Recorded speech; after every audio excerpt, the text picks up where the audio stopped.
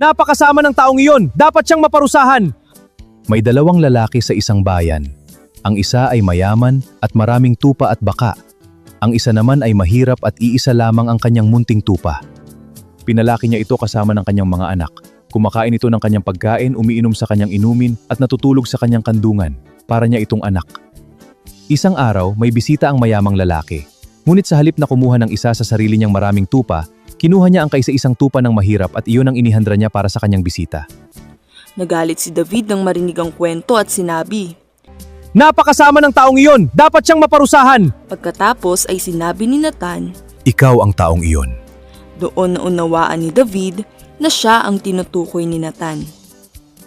Mula sa kwentong ito, natututuhan natin gaya ni David na kapag nagkamali at may nagtutuwid sa atin ayon sa salita ng Diyos, dapat tayong makinig at tanggapin ang pagtatama. Mga bata, ano ang natutunan natin sa kwento? Una, tanggapin ang pagtatama. Kapag may nagtutuwid sa atin, makinig at huwag magalit. Halimbawa, pinagsabihan ka ng guro dahil nag-iingay ka sa klase. Sa halip na magtampo, makinig ka at magbago. Ikalawa, makinig sa salita ng Diyos. Ginamit ng Diyos si Nathan upang kausapin si David. Ginagamit din ng Diyos ang kanyang salita at mga taong nagtuturo ng tama.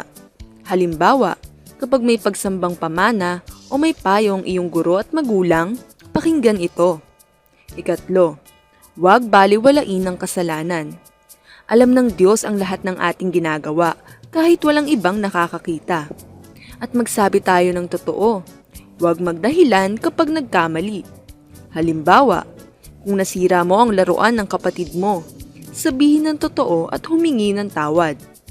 At panghuli, maging mapagpakumbaba.